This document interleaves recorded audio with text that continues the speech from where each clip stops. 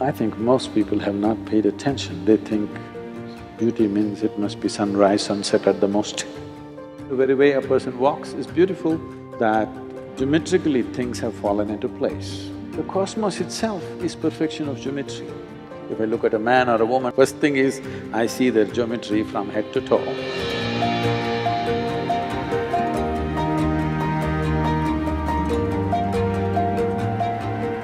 I thought I'd just start with a very basic question, a simple question. It's a question that I'm often asked at poetry readings, at poetry workshops, poetry being primarily what I practice. And the question is, what is a good poem? And the answer really is, if the poem is a form of verbal design or verbal choreography, what is design? And is beauty implicit in that notion? If so, what is beauty? Whether it's a machine, or an ant, or a grasshopper, or a human being, or clothes, whatever, or a building, if it fits and flows with least amount of friction, if one who has the eyes to observe, it always seems very beautiful. I don't know how many people notice this. Right from my childhood, I spent a lot of time paying attention to every kind of insect. And I found insects are the most fabulously designed creatures on the planet. And every kind, if you look at them, in terms of color, in terms of geometry, in terms of variety of activity that they can do, they're so fabulously designed. So, when I say you're beautiful, don't think I'm saying you're an insect. That's not what I meant.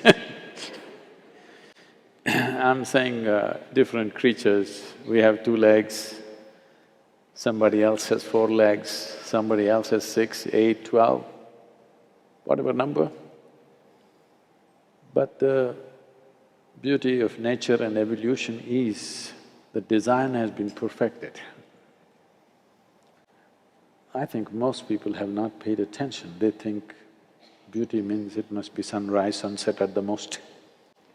Small things are very beautifully made because with least amount of friction, they've learned to function. If you look at… if you look at the activity, if you measure the activity, let's say of an insect, how much activity an insect is performing, for how many calories that he consumes. Obviously, he's geometrically perfect, least amount of friction. So, anything that's well made always excited me, whether it's a machine or a building or an insect or an animal or a human being. If you're talking about humans being beautiful, if you look at somebody, when they're joyful, everybody is beautiful. Whatever the shape of the nose or the chin, when you see them in a joyful condition, they're always beautiful. With the best, whatever is considered the best shape of the nose or the chin, when they're in bad states, they don't look beautiful anymore. So, if you are in an exuberant state of life, you will look beautiful, in the face, I mean. To keep the body beautiful takes little work. A lot of people are trying to take the shape of the planet.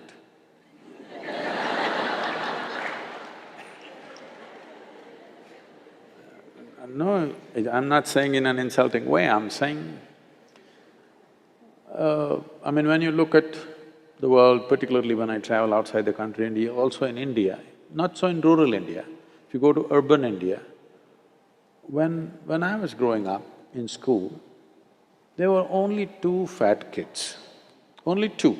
And we always thought, they were like stood out because all of us were scrawny, because there was so much activity and so many things to do.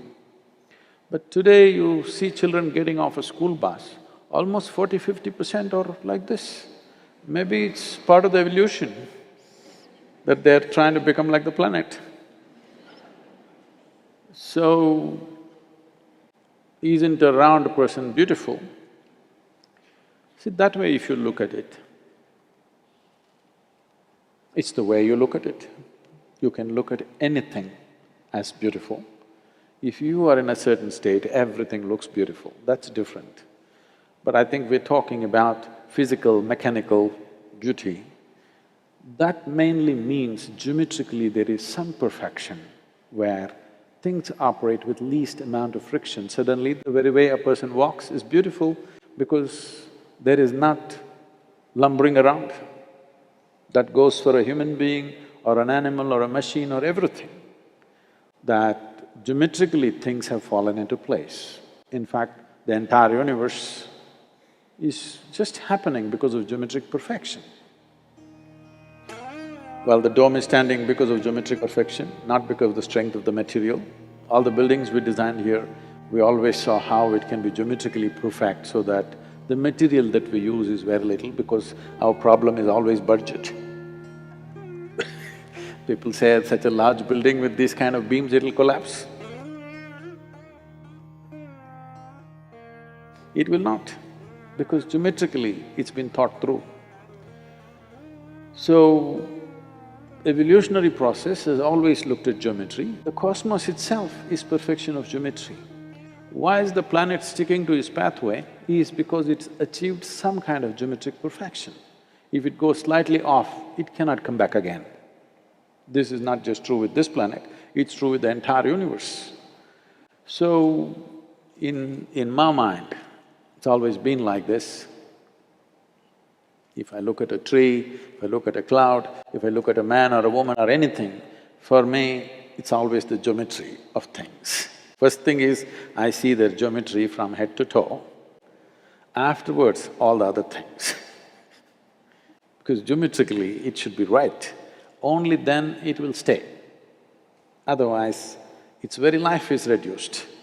Life of a building or an animal or a creature or anything, any form in the existence, if it doesn't find some kind of geometric harmony, then it will go before its time. The entire yogic system is just that. To align your body to the cosmic geometry, so that if you sit here for 2 days, it's still no issue because you have understood the geometry of the body.